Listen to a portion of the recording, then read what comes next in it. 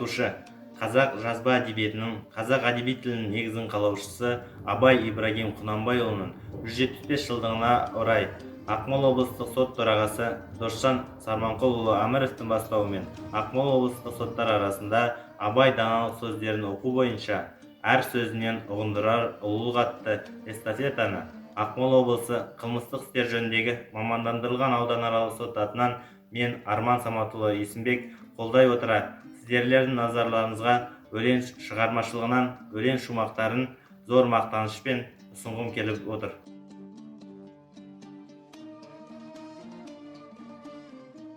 Жүректе қайрат болмаса, ұйықтаған ойды кім түртпек?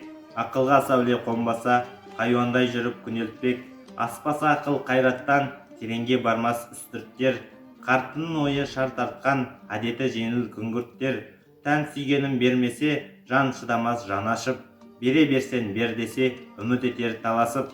Мал да бар, жан мен тән, ақыл сезім болмаса, тіршіліктің несі сән, тереңге бет қоймаса, атымда адам қойған соң, қайтып надан болайын.